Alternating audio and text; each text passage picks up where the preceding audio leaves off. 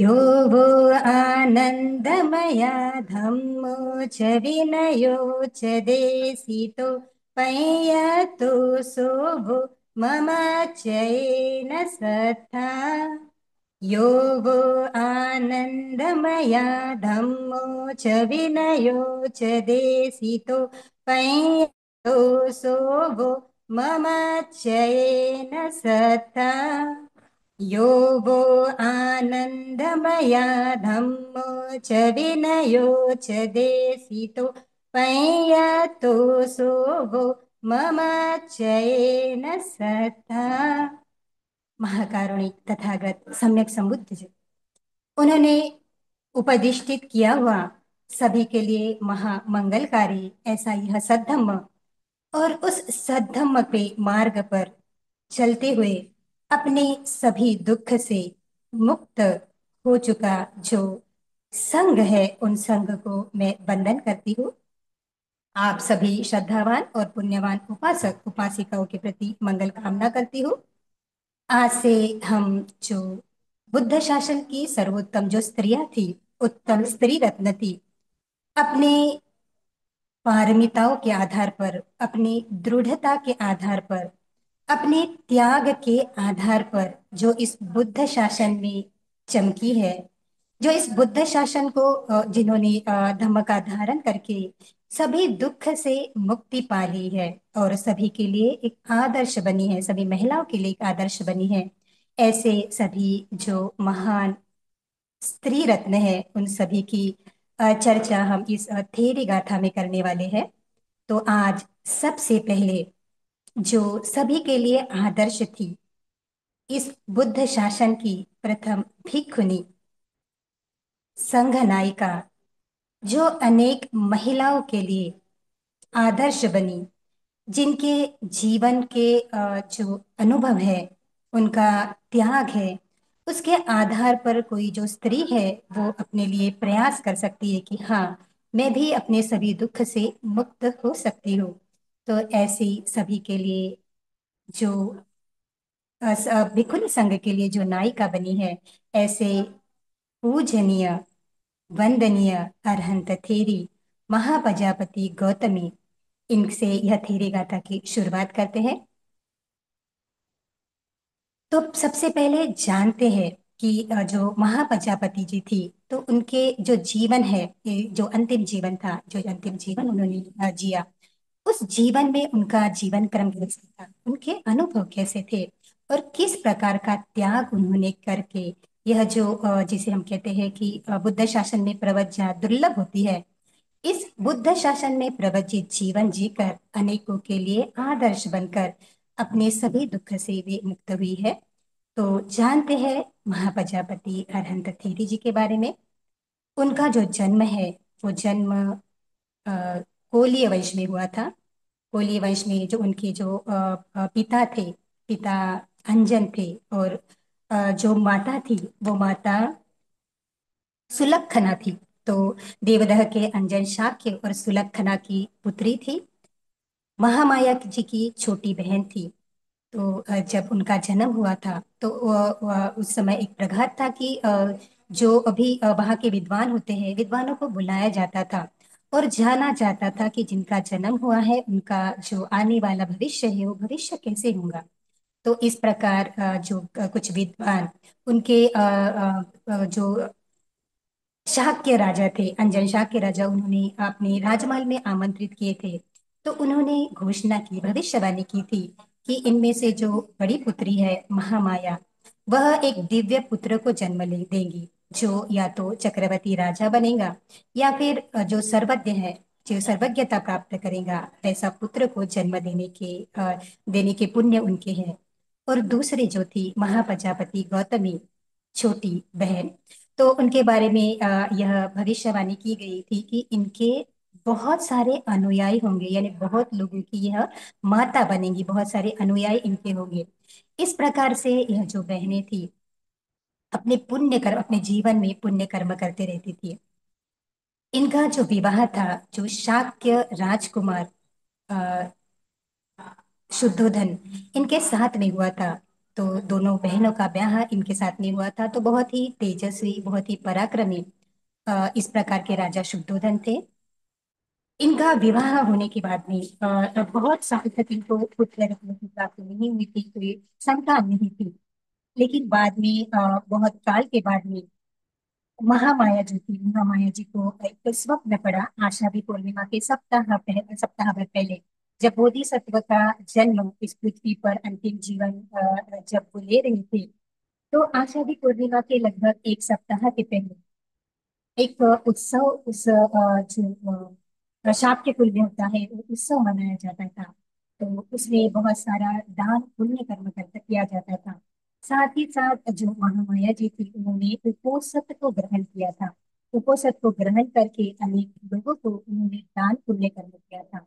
सातवें 7 दिन के बाद जब आषाढ़ पूर्णिमा का दिन आया, तो महामाया को एक स्वप्न पड़ा। इस स्वप्न में उन्होंने देखा कि उन्हें एक इस प्रकार से कोई जो दिव्य पुत्र है, उस दिव्य पुत्र उनके गर्भ में धारण हो रहा है।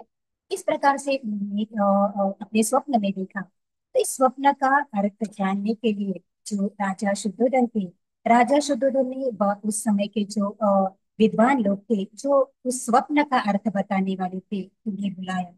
उन्हें बुलाने के बाद में इस स्वप्न का अर्थ जानना चाहा। तो इस के अनुसार, इस स्वप्न के अनुसार ऐसे विशद हुआ कि जो रानी महामाया है, उन्हें एक ऐसे दिव्य पुत्र की प्राप्ति होगी। एक दिव्य पुत्र उनके गर्भ में आएगा, जो बहुत ही जिसे हम कहते हैं कि अपने अपने जीवन में बहुत से एक सभी लोगों के लिए एक आदर्श बनेगा। इस प्रकार से जो भविष्यवाणी है, वो भविष्यवाणी की गई।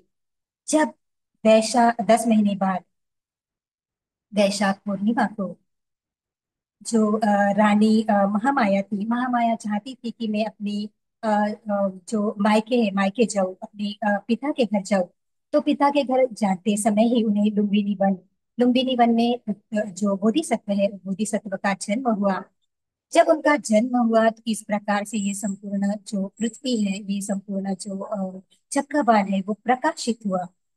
पुत्र रत्न की जो प्राप्ति थी, उस पुत्र रत्न की प्राप्ति में सभी लोग बहुत ही आनंदित थे, बहुत ही प्रसन्न थे। और जब उस जो पुत्र को कि उसकी भी भविष्यवाणी जानने के लिए कि उसका जीवन कैसे रहेगा, इस प्रकार से जो असित मुनि थे, असित मुनि को बुलाया गया। तो असित मुनि ने देखा कि उनके जो बोधिसत्व है, जो जन्म हुआ बालक है, उनके जो काया है, वो काया पे 32 महापुरुष के लक्षण है। तो 32 महापुरुष के लक्षण यानी जरूर यह जो बालक है, वो बालक सर्वज्ञता प्राप्त करेगा। तो इस प्रकार से जो अशित मुनि है, भविष्यवाणी करते हैं कि यह जो पुत्र है, आपका जो पुत्र है, वो निश्चित ही सम्यक संबुद्ध बनेगा। इस जो संपूर्ण पृथ्वी है, संपूर्ण मानव जाति का सर्वश्रेष्ठ जो है मानव बनेगा, ज्ञानी पुरुष बनेगा। इस प्रकार से बाद में भी कुछ लोगों को, कुछ विद्वानों को बुलाया गया। उन्होंने भी उनका जो बोधिसत्व है, उनकी काया को देखते हुए भविष्यवाणी की। कुछ जो लोग थे, उन्होंने भविष्यवाणी की कि यह पुत्र चक्रवर्ती राजा बनेगा, चक्रवर्ती सम्राट बनेगा। और कुछ जो ज्ञानी लोग थे, उन्होंने यह भविष्य का वाणी की कि यह गृहस्थ जीवन में नहीं रहेगा, यह प्रवज्य जीवन में ही जाएगा और सम्यक संबुद्धत्व ही प्राप्त करेगा। तो इस प्रकार से यह जो बोधिसत्व का जो अंतिम जीवन है, उसमें बहुत सारे जो लोग थे, उनकी माता थी, पिता थे, महाप्रजापति गौतमी थी और बाकी भी लोग थे। उन्हें यह निश्चित तौर पे पता चल गया था कि यह जो बालक है, वो बालक निश्चित ही सम्यक संबुद्धत्व प्राप्त करेगा, गृह त्याग करेगा।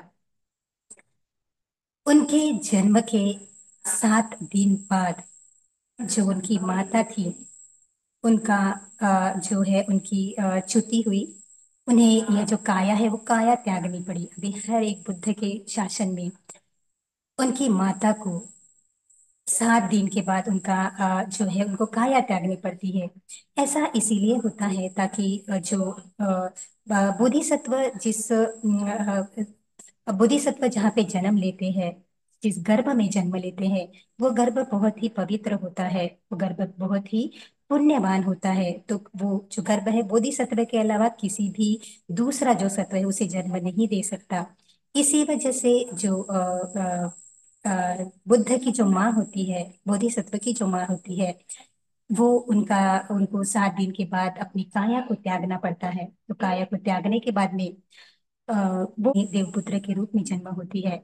लेकिन जाते समय अपना जो पुत्र है, वो पुत्र अपनी बहन को सौंपती है। बहन को कहती है कि आपको अभी माता बनकर इनका ख्याल रखना है। महाप्रजापति भी जानती है कि यह जो पुत्र है वो पुत्र बुद्ध बनने वाले हैं।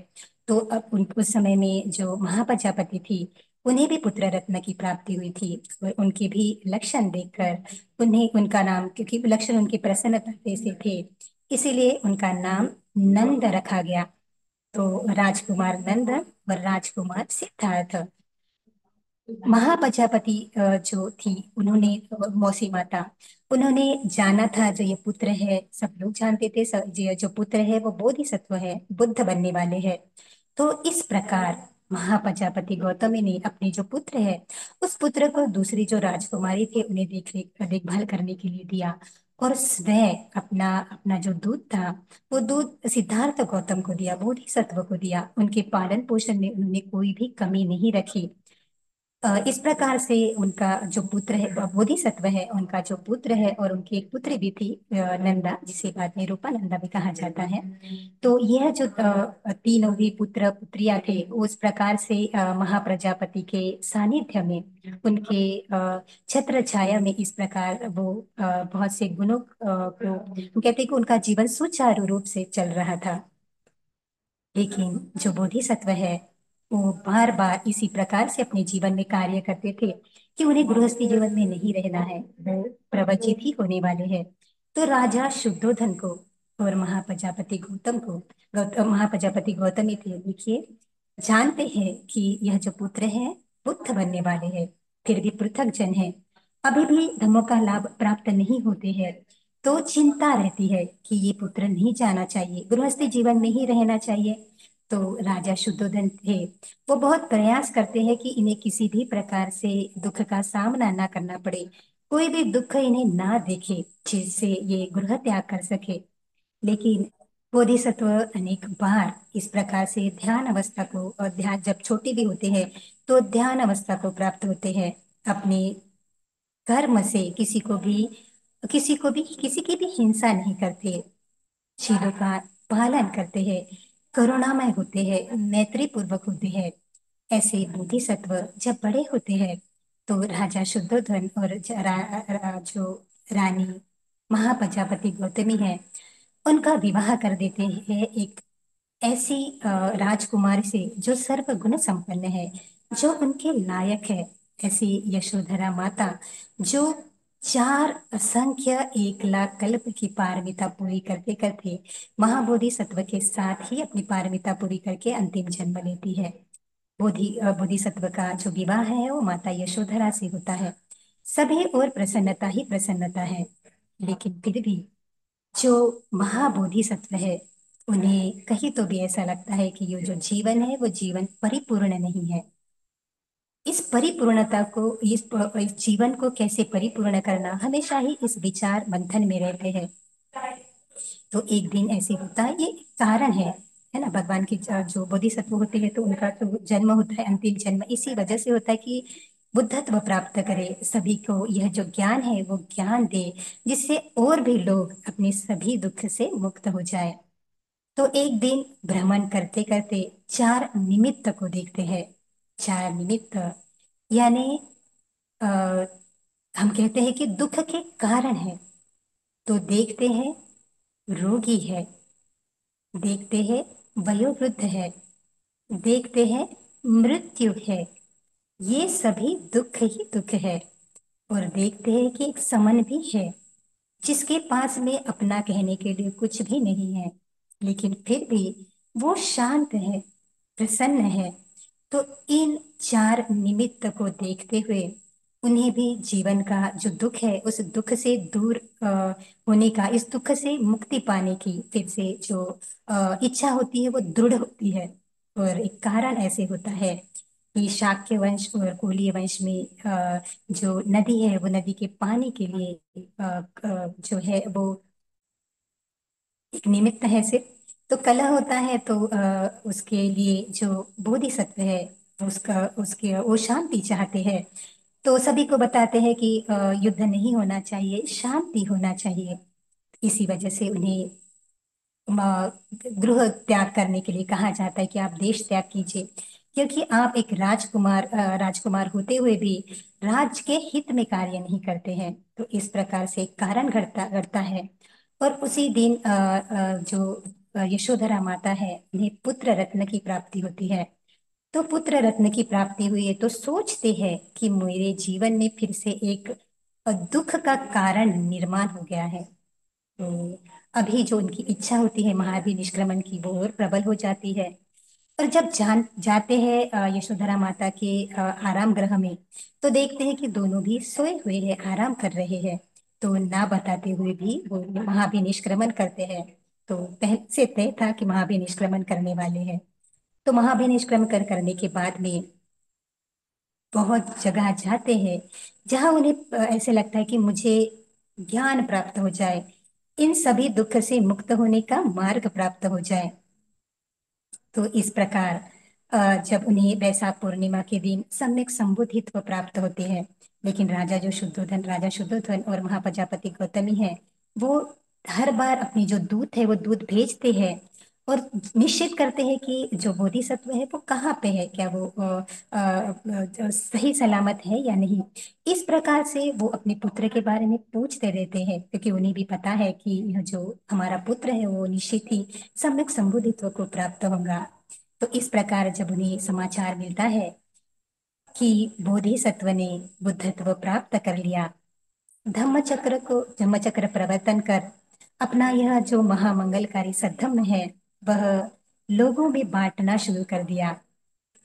तो चाहते हैं कि हमें भी यह सद्धम्म मिले, चाहते हैं अपने पुत्र के दर्शन करने का। तो जो राजा शुद्धोधन होते हैं, राजा शुद्धोधन अपने 1,000 जो दूत होते हैं, 1,000 जो सैनिक होते हैं, उनको एक अमात्य को उनके साथ में भेजते हैं और कहते हैं कि जाइए और जो बुद्ध है, सम्यक संबुद्ध है, उन्हें बताइए कि हम उन्हें याद कर रहे हैं, अगर उनके दर्शन हमें हो गए तो बहुत ही अच्छा होगा। तो ये 1,000 लोग और 1,001 लोग जाते हैं। जाने के बाद में जब देखते हैं कि महाकारुणिक तथागत सम्यक संबुद्ध का जो सद्धम्म है वो महामंगलकारी सद्धम्म है, तो उसमें प्रवचित हो जाते हैं, भिक्षु हो जाते हैं और अरहंत हो जाते हैं। अरहंत होने के बाद में अभी उन्हें वो नहीं कहते कि राजा शुद्धोधन ने आपको याद किया है। तो इस प्रकार ऐसा करते करते जो राजा शुद्धोधन होता है वो 9 बार इसी प्रकार से अपने जो अमात्य है उनको भेजते हैं, लोगों को भेजते हैं, ताकि जो उनका जो पुत्र है वो पुत्र वापस उनके पास आ जाए। लेकिन इस प्रकार से जो बोधिसत्व बुद्ध होते हैं वो बुद्ध नहीं आते, क्योंकि सभी लोग जो होते हैं वो भिक्षु बन के अरहंत हो जाते हैं। फिर जो राजा शुद्धोधन है, कालूदाई नाम के कालूदाई जो होते हैं उन्हें भेजते हैं और कहते हैं कि मैंने इतने लोगों को भेजा है, लेकिन वो जो बुद्ध है नहीं आए। वो लोग समर्थ नहीं हुए कि बुद्ध फिर से कपिल वस्तु में आए। लेकिन आप उनके मित्र हैं, तो आप अवश्य जाइए और हमारा संदेश बुद्ध तक पहुंचाइए, सम्यक संबुद्ध तक पहुंचाइए, हमारे पुत्र तक पहुंचाइए कि आप अभी यह समय आ गया है कि आप कपिल वस्तु पे वापस आ जाए। तो कालूदाई है वो राजा से कहते हैं कि ठीक है मैं जाऊंगा, लेकिन एक अ, याचना करता हूँ मैं, एक अगर आप मुझे बताएं ये करने के लिए कहेंगे तो ही मैं जाऊंगा। तो अगर आप मुझे भिक्षु संघ में प्रवचित होने की अनुमति देते हैं कि मैं वहां पे जाके भिक्षु बन जाऊं और भगवान बुद्ध का सद्धम्म को श्रवण करके उसको बोध प्राप्त करूं, तभी मैं वो जा सकूंगा, इस प्रकार से अनुमति मांगते हैं। राजा शुद्धोधन भी उन्हें अनुमति देते हैं। तो कालुदाई 1,000 लोगों के साथ में भगवान के दर्शन करने जाते हैं। भगवान के दर्शन कर सद्धम्म का श्रवण करते हैं और अरहंत हो जाते हैं। अरहंत होने के बाद में लगभग 7 दिन के सप्ताह के बाद में वो भगवान को बताते हैं कि भगवान अभी जो कपिल वस्तु है, कपिल वस्तु में ऐसी परिस्थिति निर्माण हो गई कि भगवान वहां पे जाए, सभी लोगों को बहुत ही अच्छा लगेगा। अगर भगवान वहां पे जाए, लोगों सभी के पुण्य जागृत हो जाएंगे। तो इस प्रकार से राजा शुद्धोधन की जो इच्छा है वो इच्छा भी बताते हैं। और भगवान जानते हैं कि अभी वह समय आ गया है कि उन्हें वापस कपिल वस्तु जाना पड़ेगा। तो इस प्रकार से भगवान 20,000 जो अरहंत होते हैं, 20,000 अरहंत के साथ में कपिल वस्तु के मार्ग पर निकलते हैं। कपिल वस्तु में जाने के बाद में निगरोधा नाम करके एक विहार होता है, वह एक वो विहार में रहते हैं। वो जो निगरोधा नाम करके एक वन है, वहां पे रहते हैं। तो जब जब शुद्धोधन राजा को, क्योंकि बार बार समाचार आता रहता है कि भगवान यहाँ पे पहुंचे, अपने संघ के साथ यहाँ पे पहुंचे, तो राजा जो शुद्धोधन है वो भी उनके आगमन के लिए इस प्रकार से बड़ा समारंभ करते हैं। सभी जो लोग हैं, छोटे से छोटे और बड़े से बड़े, सभी लोगों को रास्ते में खड़े करते हैं। तो सबसे जो छोटे जो नन्हे बालक है वो सबसे पहले उपस्थित होते हैं। उसके बाद में जो राजकुमार लोग होते हैं, राजकुमार है, वो लोग वहां पे उपस्थित होते हैं। और उनके बाद में जो कपिल वस्तु के ज्येष्ठ लोग होते हैं, वयोवृद्ध लोग होते हैं, वो अंत में वहां पे उपस्थित होते हैं ताकि भगवान के दर्शन करें। तो सबसे पहले जब भगवान अपने 20,000 अरहंत जो भिक्षु है उनके साथ आते हैं, तो सभी जगह ही प्रसन्नता होती है। सभी लोग उनके स्वागत के लिए तत्पर हो जाते हैं। लेकिन जो छोटे बच्चे हैं, वो छोटे बच्चे तो भगवान का वंदन करते हैं। साथ में जो राजकुमार है वो भी वंदन करते हैं, जो छोटे हैं भगवान से वो वंदन करते हैं। लेकिन भगवान से जो उस कुल के जो लोग हैं, जो वयोवृद्ध लोग होते हैं, तो उन्हें ऐसे लगता है कि क्या सचमुच हमें वंदन करना चाहिए या नहीं करना चाहिए। इस प्रकार से जब भगवान उनके चित्त की चेतना को देखते हैं, तो यमक पाटिहार्य करते हैं। यमक पाटिहार्य करने के बाद में वेशंतर जातक है, वेशंतर जातक की देशना देते हैं कि किस प्रकार से मैंने अपने पुण्य किए और जो अपनी रिद्धि बल है, उस रिद्धि बल से सभी को मंत्रमुग्ध कर देते हैं। सभी वयोवृद्ध लोग जो अभिवंदन नहीं करना चाहते थे, राजा शुद्धोधन भी भगवान को वंदन करता है। और भगवान को वंदन करने के बाद में सभी लोग देखते हैं कि एक पिता ने अपने पुत्र को वंदन किया, एक पिता ने सम्यक संबुद्ध को वंदन किया। तो सभी जो उस राज्य के जो वयोवृद्ध होते हैं, वो वयोवृद्ध भी भगवान का वंदन करते हैं। तो दूसरे इस सब सभी के बाद में एक ऐसे होता है कि वो भगवान को याचना नहीं कर पाते भोजन की। तो दूसरे दिन जो भगवान है, कपिल वस्तु के नगर में अपने 20,000 अरहंत भिक्षुओं के साथ में जो है चारिका करते हैं, पिंडपात करते हैं। पिंडपात करते समय जब यह सूचना राजमहल में पहुंचती है, महाप्रजापति गौतमी को पहुंचती है, यशोधरा माता को पहुंचती है, तो उन्हें अच्छा नहीं लगता। उन्हें वो राजा शुद्धोधन को बताती है कि इस प्रकार से जो हमारा जो बोधि जो सिद्धार्थ गौतम है या फिर जो बुद्ध है, वो हमारे राज्य में चारिका कर रहे हैं। तो राजा शुद्धोधन को बहुत बुरा लगता है। तो जाते हैं और जाकर भगवान को वंदन करते हैं और कहते हैं कि आप इस राज्य के राजकुमार थे। आपको सभी लोग जानते हैं, मुझे सभी लोग जानते हैं। तो आप इस प्रकार से मुझे लज्जित ना करें। आप में आपके पूरे आपकी और आपके पूरे संघ का जो है वो अच्छे तरह से मैं भोजन दे सकता हूँ, आपके जीवन पर्यंत मैं आप सभी को भोजन दे सकता हूँ। देखिए, कहने की बात है, क्योंकि जानते हैं कि सम्यक संबुद्ध है। तो सम्यक संबुद्ध जो बुद्ध के जो ये होते हैं कि वो चारिका ही करते हैं। लेकिन एक प्रकार का बुद्ध शासन में जो भी सत्व होते हैं, वो एक प्रकार की प्रेरणा होती है आने वाले जो बुद्ध शासन जब तक है तब तक के लिए। तो इसी प्रकार से बुद्ध उन्हें बताते हैं कि मैं अभी शाक्य वंश का नहीं हूँ, मैं गृहस्थ नहीं हूँ, अब मैं बुद्ध वंश का हूँ। अब मैं जो बुद्ध है, अभी तक जितने भी बुद्ध हुए हैं उनका वंश का हूँ। तो जो भी सम्यक संबुद्ध होते हैं वो चारिका करते हैं, पिंडपात करते हैं। उनके जो भिक्खु होते हैं, भिक्खुनिया होती है, या फिर उनका संघ कह सकते हैं, उनका संघ जो होता है वो पिंडपात करते हैं। तो इस प्रकार से जो राजा शुद्धोधन होते हैं उन्हें बताते हैं, राजा शुद्धोधन को बताते हैं।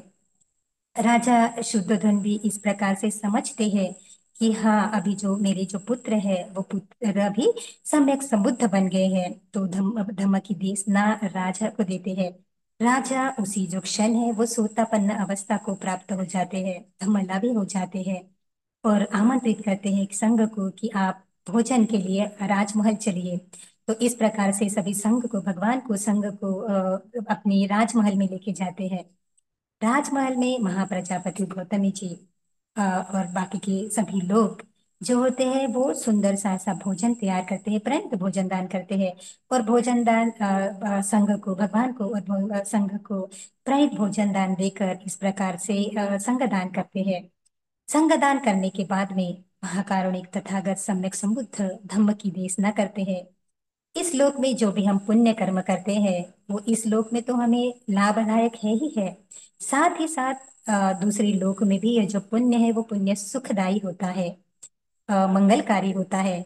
तो इस प्रकार धम्म की देशना देते समय जो राजा शुद्धोधन होते हैं वो सकृतागामी हो जाते हैं, और रानी प्रजापति गौतमी वहां पे सोतापन्न अवस्था को प्राप्त हो जाती है।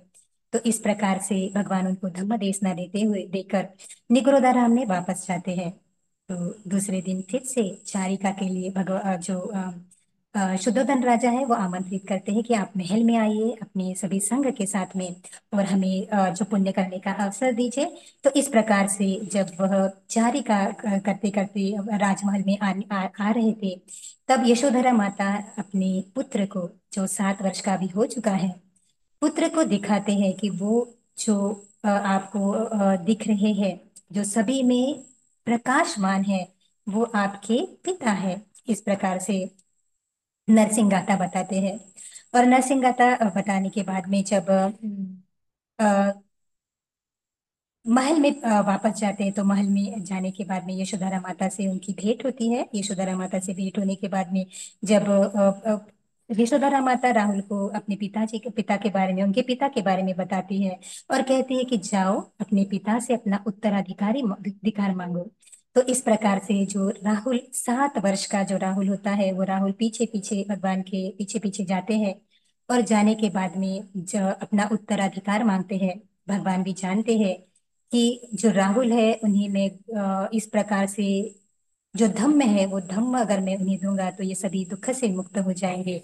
तो इस प्रकार से जो इस बुद्ध शासन के पहले सोतापन्न है, वो पहले सोतापन्न उनके बोधिसत्व के जो पुत्र होते हैं वो राहुल बनते हैं। तो इस प्रकार से जब राजा शुद्धोधन को और महाप्रजापति गौतमी को, माता यशोधरा को ये पता चलता है कि अभी 7 वर्ष का, 7 आयु का जो उनका राहुल है, वो राहुल भी अभी सामने बन गया है, प्रवचित हो गया है, तो दुखी होते हैं कि पुत्र भी अभी प्रवजित हो गया। तो राजा शुद्धोधन होते हैं, भगवान के पास जाते हैं और भगवान से कहते हैं कि आप तो जब इस गृह गृह को त्याग के चले गए, आप जब वहां पे निष्क्रमण किया तो हमें बहुत दुख हुआ था आपके जाने से, सचमुच, क्योंकि हम अभी उस बात को नहीं समझ सकते थे, तो हमको बहुत दुख हुआ है। लेकिन अभी आपने उस पुत्र को भी अपने 7 साल के पुत्र को भी आपने प्रवचित कर लिया। हमारा जो वो राहुल था वो हमें अति प्रिय था। तो कहते हैं कि अभी इसके बाद याचना करते हैं कि 7 वर्ष जो है, 7 वर्ष से कम की जो आयु है, 7 वर्ष की जो आयु है, या छोटे जो बच्चे हैं उनको प्रवचित करने से के समय आप उनके माता पिता की अनुमति अवश्य प्राप्त होनी चाहिए, जिससे उनका जो दुख है वो दुख ना बढ़े। अगर वो अनुमति नहीं देते हैं, बिना अनुमति के कोई प्रवचित होता है तो दुखदाई होता है, पीड़ा होती है, तो वह जो दुख है वो सहन करने वाला नहीं होता है। तो इस प्रकार तब से नियम बनता है कि जो धम्म में प्रवचित होना चाहता है, बुद्ध शासन में प्रवचित होना चाहता है, वो उन्हें अपने माता और पिताओं की परमिशन, उनकी अनुमति लेना अनिवार्य है। तो इस प्रकार से जो राहुल है वो सामनेर बन जाते हैं। दूसरे दिन कपिलवस्तु में जो राजमहल में धम्मदेशना देते समय महाधम्मपाल जातक भगवान कहते हैं, और यह महाधम्मपाल जातक सुनने के बाद जो शुद्धोधन राजा है, वो शुद्धोधन राजा भी अनागामी अवस्था को प्राप्त कर लेते हैं। तो अभी अनागामी अवस्था प्राप्त हो गई है। तो भगवान फिर जो राहुल है और बहुत सारे तब जो शाक्य पुत्र थे, वो शाक्य पुत्र भी प्रवचित जीवन बुद्ध शासन में प्रवचित हो जाते हैं। उन सभी को लेके भगवान दूसरी ओर जाते हैं। 5वां वर्षवास जो होता है वो भगवान फिर से वैशाली आते हैं। वैशाली में 5वां वर्षवास के लिए जरूर निश्चित ही कारण है। तो चारिका करते करते दूसरी बार कपिल वस्तु आते हैं, निगरोधाराम आते हैं। तो निगरोधाराम आने के बाद में तो रोहिणी नदी के पानी को लेकर अ, युद्ध होता है। जो कोल्य है और जो शाक्य है, उन लोगों के बीच में यह युद्ध होने वाला होता है। भगवान वहां पे अत्त दंड सुत्त की देशना देते हैं। अत्त दंड सुत्त की देशना सुनने के बाद में बताते हैं कि किस प्रकार से हमें शांति से जीना चाहिए, किस प्रकार से हमें आ, करुणा से जीना चाहिए। ये जो शस्त्र होते हैं वो शस्त्र किसी के भी लिए लाभदायक नहीं होते हैं। इस प्रकार से देशना देने के बाद में जो ये कला है वो कला मिट जाता है। और दोनों ही वंश की ओर से 250 जो राजकुमार होते हैं वो प्रवजित होते हैं। बुद्ध शासन में प्रवजित होने के बाद में अरहंत भी हो जाते हैं। तो उनकी जो राजकुमारियां होती है, वो राजकुमारियां अभी वो भी चाहती है कि इस प्रकार से हम हमारे जो राजकुमार है, वो राजकुमार तो गृह को त्याग चुके हैं, भिक्षु बन गए हैं, अरहंत बन गए हैं। तो महाप्रजापति गौतमी, वहां पे महाप्रजापति गौतमी भिक्षुनी बनने का अनुरोध करती है, भगवान से 3 बार अनुरोध करती है कि भगवान अभी ये जो 500 शाक्य पुत्रियां और 500 शाक्य और कोल्य पुत्रियां है, तो वो अभी क्या करेंगी। तो आप भिक्षुनी शासन यहाँ पे हमें अनुमति दीजिए कि हम भिक्षुनी शासन में प्रवचित हो जाएं। तो भगवान कहते हैं कि यह उचित समय नहीं है, क्योंकि तब उन्हें अनुमति नहीं देते हैं, क्योंकि भगवान जानते हैं कि यह जो समय है वो उचित समय नहीं है भिक्षुनी जो शासन है उसको स्थापन करने का। तो वैशाली में जब कुटागारशाला में भगवान जाते हैं, तो वर्षा वहीं पे शुरू हो जाती है, वर्षवास वहीं पे शुरू हो जाता है। तब जानते हैं कि जो राजा शुद्धोधन होते हैं वो रोग से पीड़ित है। भगवान जानते हैं कि अभी उनका अंतिम समय आ गया है। तो उनको भेंट करने के लिए जाते हैं।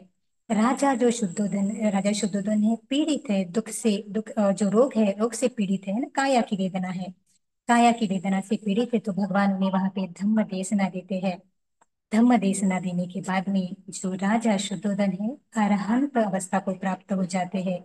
अरहंत अवस्था के सुख में 7 दिन तक रहने के बाद में परिनिर्वाण को प्राप्त करते हैं। गृहस्थी होते हुए भी अरहंत बन जाते हैं, बहुत पुण्य है।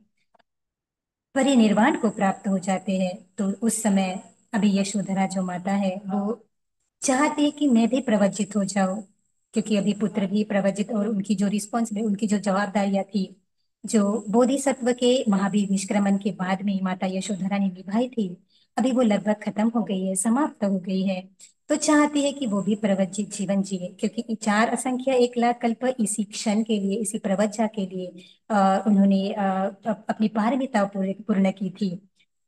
तो प्रवज्जा चाहती है, लेकिन जो प्रजापति गौतमी कहती है कि नहीं, आप हम एक काम करते हैं कि जो भगवान ने तो हमें 3 बार मैंने पूछा है, लेकिन भगवान ने तब तो अनुमति नहीं दी है।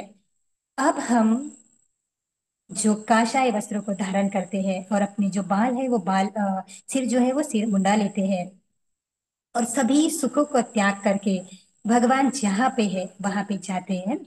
तो इस प्रकार से राजा शुद्धोधन के परिनिर्वाण के बाद में भगवान अभी भगवान अभी वैशाली में है, और तभी से कपिल वस्तु से लगभग दूरी है 370 के आसपास, 370 किलोमीटर के आसपास की यह दूरी होती है। तो महाप्रजापति दृढ़ निश्चय करती है, अभी चाहे कुछ भी हो जाए मैं इस धम्म में प्रवचित होंगी, क्योंकि बहुत सारे पुण्य भी है उनके वाले, और चाहते भी है कि मैं जैसे एक इंसिडेंस ऐसे होती है, घटना ऐसे होती है जिससे उनका जो बल है, वो दृढ़ता है वो और निश्चित हो जाती है। जब पहली बार भगवान कपिलवस्तु आते हैं सम्यक संबुद्धत्व की प्राप्ति के बाद में, तो यशोधरा जो महाप्रजापति गौतमी ने अपने स्वयं के हाथों से बना जो कपड़ा होता है वो कपड़ा दान देती है, कपड़ा या चीवर वैसे दान देना चाहती है। तो भगवान के पास जाती है और भगवान से कहती है कि ये मैंने स्वयं तैयार किया हुआ है, आप कृपया कर इसे स्वीकार कीजिए। तो भगवान 3 बार ये अनुमति नहीं देते हैं, कहते हैं कि मुझे मत दीजिए, आप संग को दीजिए। तो आनंद बनते जी है भगवान को कहते हैं कि भगवान, यह माता ने आपका पालन पोषण किया है, अपने दूध से आपका पोषण किया है, तो चाहती है कि अपने हाथ से बना हुआ जो ये कपड़ा है, ये चीवर है, वो उससे आपकी पूजा कीजिए करे, क्योंकि आप इस संपूर्ण लोक के सर्वश्रेष्ठ जो है तो सत्व है, तो आपको दान देकर वो महापुण्य अर्जित करेंगे। लेकिन भगवान कहते हैं कि इसे संघ को दान देना चाहिए। और वहां पे दक्षिणा विभंग सुत्त बताते हैं किसको दान देना चाहिए, व्यक्तिगत दान क्या होता है, संघ दान क्या होता है, किसको दान देने से महापुण्य प्राप्त होता है, और दान की परिशुद्धियां किस प्रकार से होती है। जब इस देशना को देते हैं तो महाप्रजापति गौतमी है, उनके मन में यह दृढ़ निश्चय बन जाता है कि अभी मुझे भी इस प्रकार से संघ बनना है। मैं भी चाहती हूँ कि मैं भी इस प्रकार से अपने जीवन को परिशुद्ध करूं, मैं भी अपने दान को शुद्ध करूं, अपने जीवन को शुद्ध करूं। तो यह जो संघ में समाविष्ट होने की, संघ में प्रवेश करने की, भिक्षुणी संघ में प्रविष्ट करने की, प्रवजित जीवन जीने की उनकी जो बहुत अनेक जन्मों से उनका जो संकल्प था, वो यहाँ पे फिर से दृढ़ हो जाता है कि मुझे संघ में, मुझे अब बुद्ध शासन में प्रवर्जित होना है। तो इस प्रकार से अभी वो समय आ जाता है।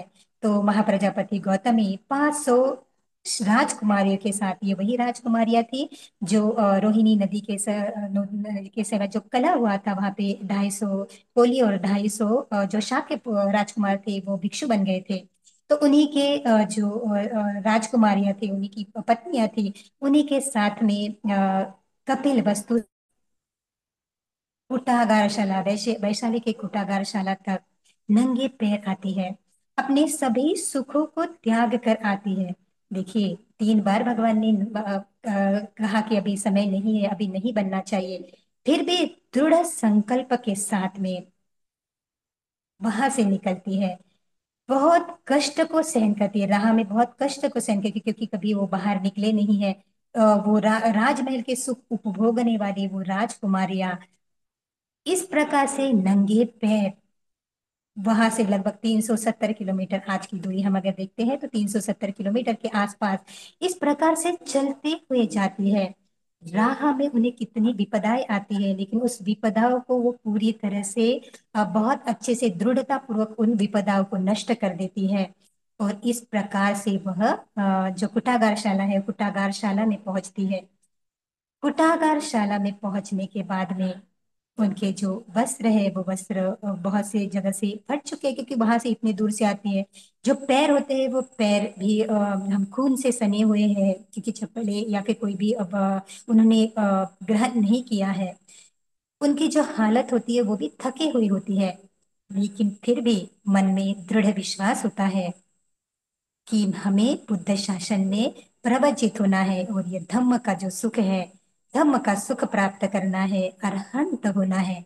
इस प्रकार से जो कुटागारशाला है वो कुटागारशाला के बाहर खड़ी होती है। भगवान जानते हैं कि जो महाप्रजापति गौतमी है इनके साथ में प्रवज्जा के लिए आती है, क्योंकि भगवान तो सब कुछ जानते हैं। भगवान तो जिसे हम कहते हैं अतीता को भी जानने वाले हैं, वर्तमान को भी जानने वाले, भविष्य को भी जानने वाले हैं, सभी के चित्त को भली प्रकार से समझने वाले हैं। तो फिर भी आनंद भंते जी देखते हैं कि इस प्रकार से वो जो महाप्रजापति गौतमी जी और बाकी के जो लोग जो महिलाएं हैं वहां पे उपस्थित है। उपस्थित होने के बाद में उन्हें पता चलता है कि इस प्रकार से प्रवजित होने के लिए आए, तो भगवान से याचना करते हैं।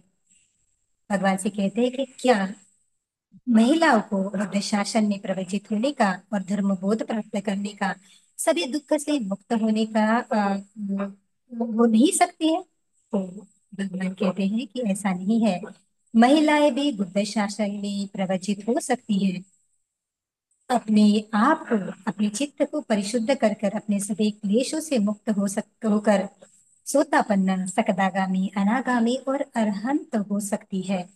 तो इस प्रकार से जब आनंद बंदे जी बताते हैं कि जो महाप्रजापति गौतमी और सबको बताते हैं कि भगवान इस प्रकार से कहते हैं, तो जो पूरी जो महाप्रजापति जी और जो शाक के पुत्रियां है, कोलिया पुत्र है, अंदर भीतर आ जाते हैं।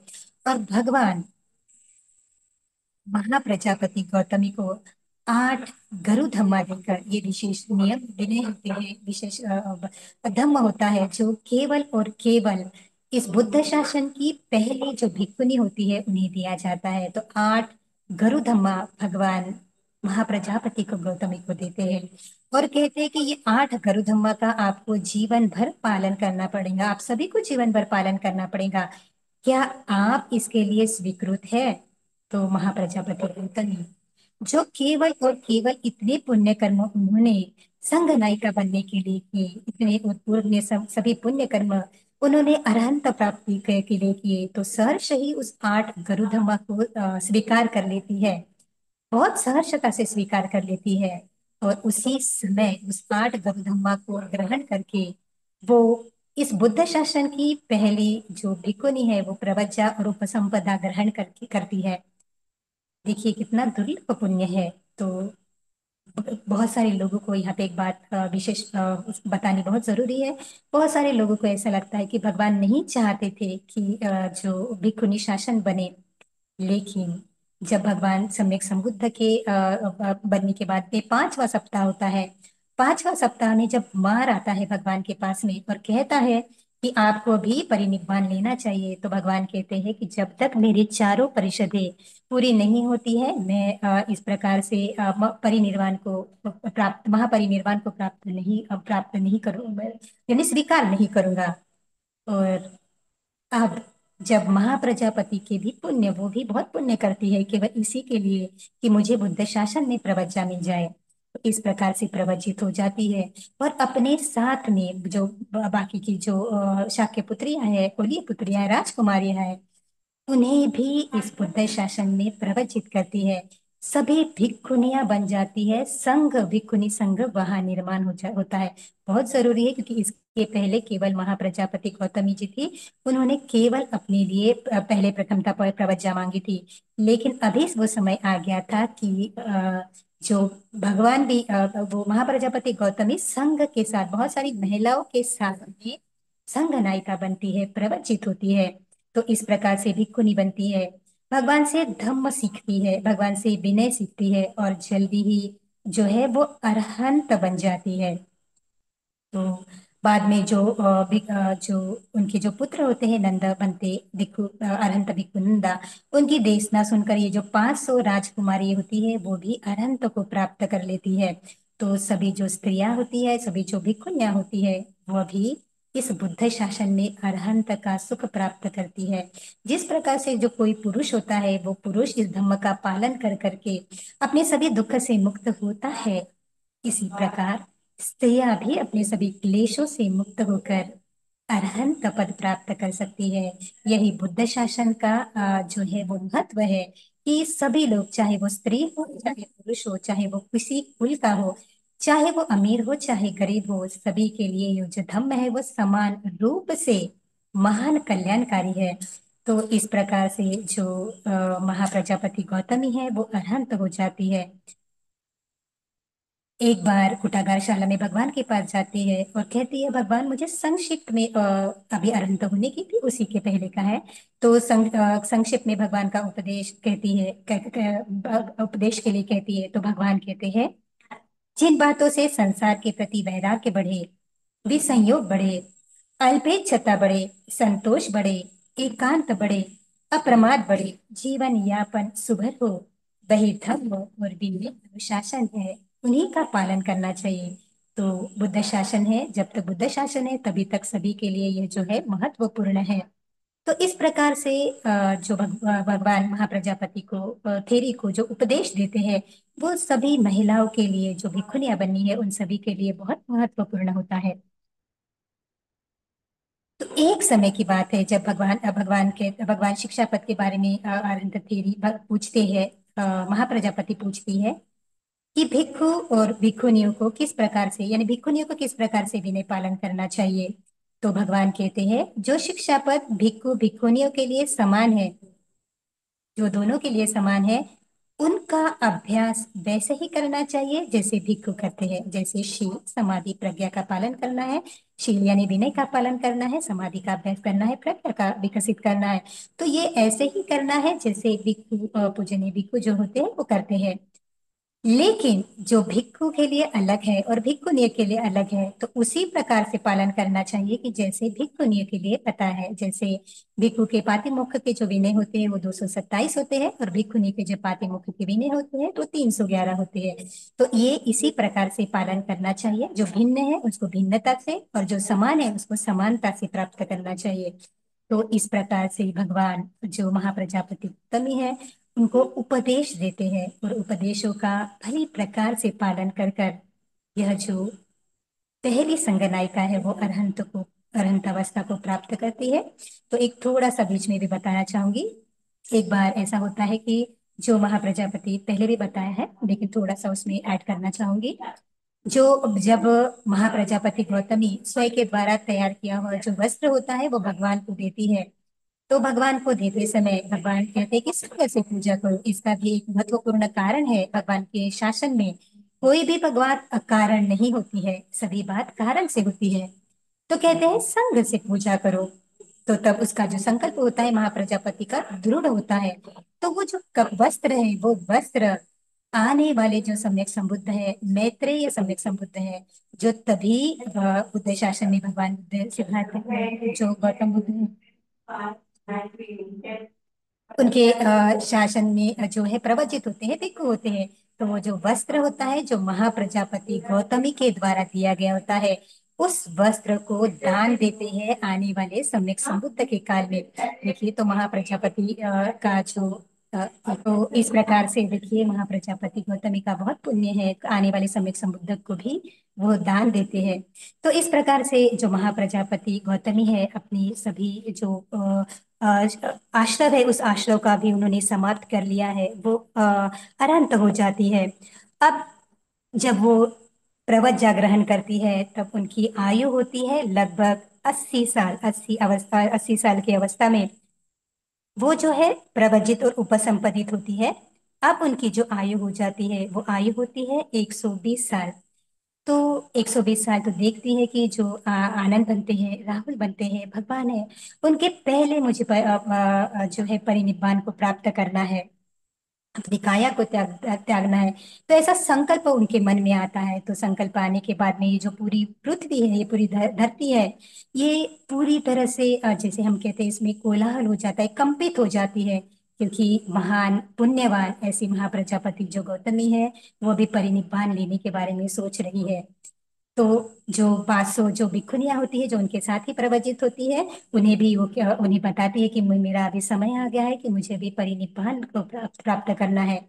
तो वो 500 अरहंत थेरिया भी कहती है कि हमें भी आप ही के साथ परिनिब्बान को प्राप्त करना है। तो इस प्रकार से भगवान के पास जाते हैं और भगवान से याचना करते हैं, भगवान से अनुमति मांगते हैं कि हम अभी परिनिब्बान को स्वीकार करना चाहते हैं, आप अनुमति दीजिए, हम आपके दर्शन कर रहे हैं। तो देखिए, अंतिम दर्शन होते हैं। अनेक जो पाटिहार्य दिखाती है, अपना बल दिखाती है कि एक जो महिला भी होती है, जो अरहंत होती है, उनमें भी कितना बल होता है। तो सभी उस बल को देखकर आश्चर्यचकित हो जाते हैं। आश्चर्यचकित होने के बाद में भगवान उन्हें उस प्रकार उनके जो पुण्य कर्म है उनके बारे में उन्हें बताते हैं। तो इस प्रकार से जो माता यशोधरा माता जो महाप्रजापति गौतमी है, भगवान से अनुमति लेके अपने जो 500 अरहंत थेरी है उनके साथ में जाते हैं और परिनिर्वाण को प्राप्त करते हैं। तो इस प्रकार से जो महाप्रजापति गौतमी अपने जीवन में दृढ़ता पूर्वक प्रवज्ञा ग्रहण कर अनेक स्त्रियों के लिए यह जो धम्म है वो प्रवज्ञा है, वो प्रवज्ञा का कारण बनती है, दुख मुक्ति का कारण बनती है। तो इस प्रकार से जब उनका जो अंतिम संस्कार होता है, तो बहुत सारे देव जो होते हैं, बहुत सारे लोग जो होते हैं, उनके जो अंतिम क्षण है उस अंतिम क्षण में अंतिम संस्कार के लिए उपस्थित होते हैं। तो बहुत सारे, जैसे हम कहते हैं कि बुद्ध माता के अंतिम दर्शन के लिए बहुत सारे देवतागण, बहुत सारे जो लोग हैं वो चल पड़ते हैं और फूल गंध से उनकी पूजा करते हैं। उनका अंतिम संस्कार होता है। भगवान भी वहां पे जाते हैं और भगवान जाने के उस वहां पे उपस्थित होते हैं। जब उनके जो काया है उनका दाह संस्कार हो जाता है, तो उनमें से कुछ जो अवशेष है, धातु अवशेष है, उन्हें भगवान को सौंपा जाता है और उस अवशेष पर स्तूप बनाया जाता है। तो इस प्रकार से यह महान पंडिता, महाप्रज्ञा, दिव्य चक्षु जिन्हें प्राप्त है, दिव्य स्रोत जिन्हें प्राप्त है, परचित्त ज्ञानी है, पूर्व निवास को जानती है, अपनी सर्वश्रेष्ठ ज्ञान को प्राप्त हो चुकी है, सभी आश्रव जिनके क्षीण हो चुके हैं, ऐसे जो महाप्रजापति गौतमी है, इस बुद्ध शासन में प्रकाशित होती है। तो थोड़ा सा अतीत के बारे में भी हम जानते हैं कि महाप्रजापति को भी, महाप्रजापति गौतमी है, उन्हीं को ही यह पुण्य क्यों मिला कि उन्हें बुद्ध शासन में प्रवचित होना है। तो बहुत सारे लोग ऐसे भी कहते हैं कि भगवान नहीं चाहते थे। तो इस बारे में हमें समझना चाहिए कि अतीत के काल में, महापद्मोत्तर शासन काल में, जो महाप्रजापति गौतमी है, उनका हंसवती नगर में जन्म हुआ था।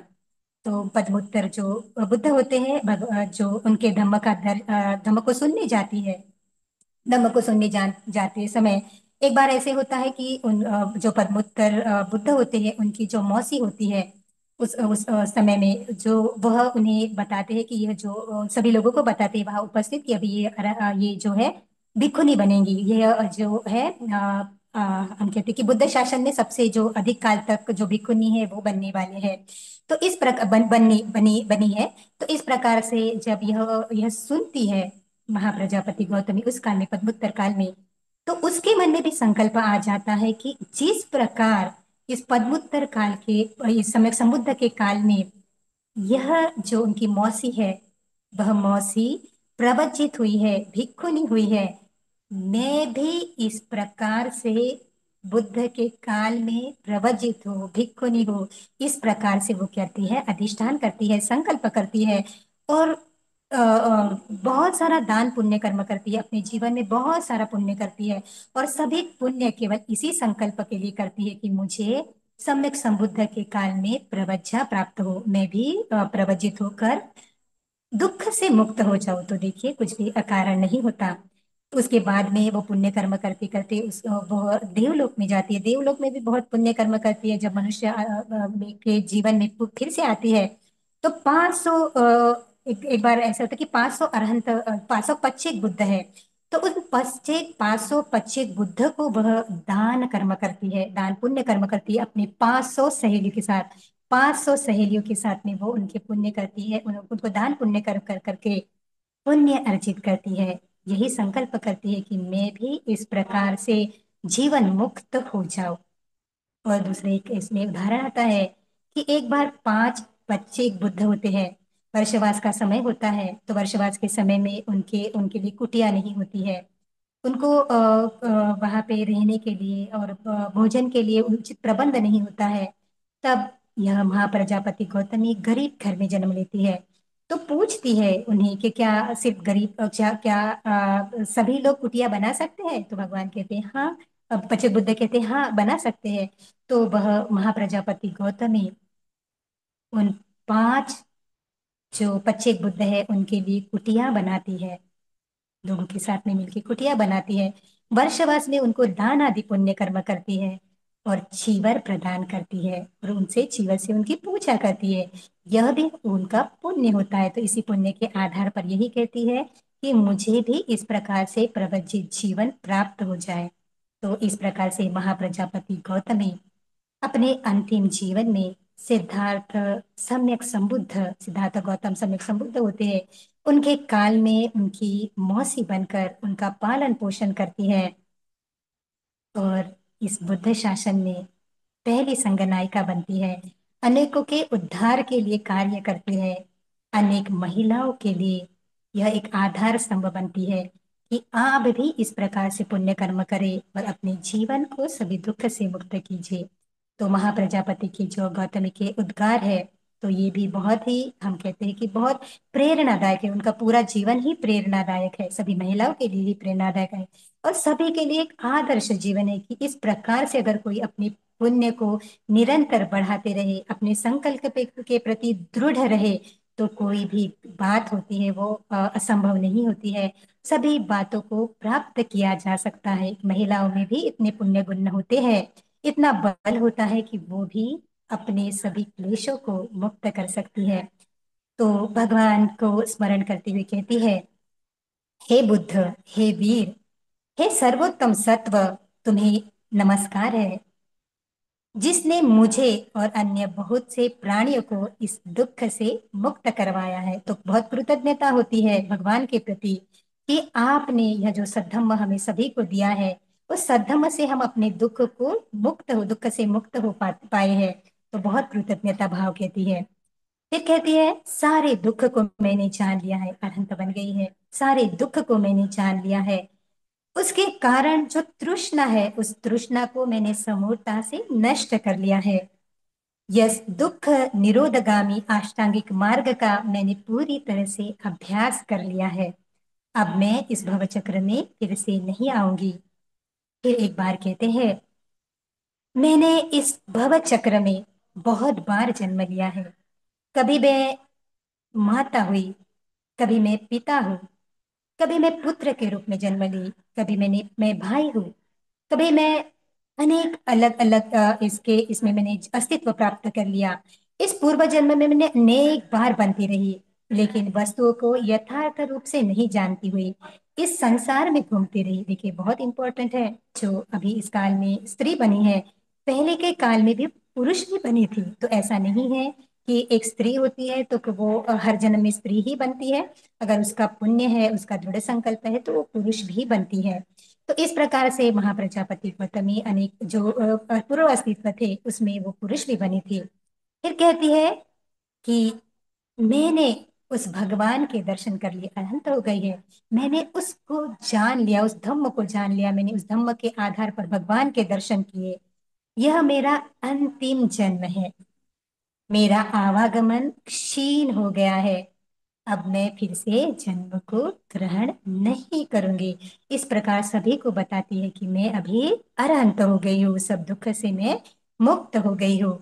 एक समय कहती है कि पुरुषार्थ में लीन, आत्म संयमी, नित्य दृढ़ पराक्रम करने वाले एकताबद्ध इन श्रावकों को देखो, जो अरहंत हो गए हैं। यही बुद्ध की वंदना है। देखिए कितना सुंदर प्रकार से महाप्रजापति अरहंत थेरी कहती है कि जो कोई व्यक्ति श्रीनाथ होता है, जो व्यक्ति धम्म का पालन करके अपने क्लेशों से मुक्त होता है, वही सही अर्थ में बुद्ध की वंदना होती है। और अंत में कहती है, अहो, बहुतों के कल्याण के लिए महामाया ने गौतम को जन्म दिया।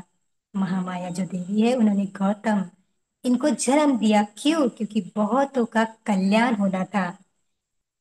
भगवान ने सभी व्याधि, सभी मृत्यु से पीड़ित प्राणियों के दुख पुंज को नष्ट कर दिया है। इस धम्म को उपदिष्टित कर करके भगवान ने अपनी मुक्ति तो साधी है, लेकिन इस धम्म को उपदिष्टित करते हुए अनेकों के दुख से मुक्त होने का कारण बने हैं, उन्हें लाभ पहुंचाया है। तो इस प्रकार से महाप्रजापति गौतमी है, एक आदर्श जीवन है। वो आदर्श है महान, जिन्हें हम कहते हैं कि ज्ञान प्राप्त है, महाज्ञानी है, जानती है कि किस प्रकार से जो अपने जीवन है, जीवन को यापन करना है।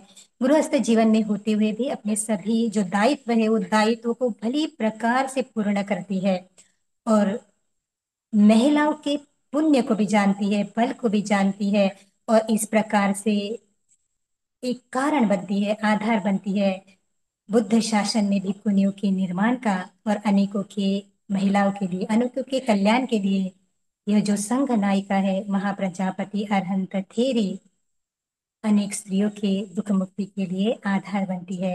तो इस प्रकार हम कह सकते हैं कि जो महिलाएं हैं, महिला में भी दृढ़ शक्ति होती है, बल होता है कि वो अपने क्लेशों को मुक्त कर सके। तो इस प्रकार से आज की जो महान अरहंत थेरी महाप्रजापति गौतमी है, उनके बारे में हमने जाना। तो इस प्रकार से यही जानना चाहिए कि एक स्त्री होती है, चाहे वो गृहस्थ जीवन में हो, अपने कार्य को भली प्रकार से करती है। जो अपने कार्य है उनके प्रति बहुत निष्ठावान होती है। और जब वह धम्म में आती है तो धम्म में आने के बाद भी अनेकों के लिए महाकल्याणकारी मार्ग बताती है। इस प्रकार से लोगों के लिए मार्गदर्शन करती है। सभी भिक्षुनियों के लिए, भिक्षुनी संघ के लिए ऐसे महावंदनीय महापूजनीय अरहंत थेरी महाप्रजापति गौतमी को मैं बहुत बार वंदन करती हूँ।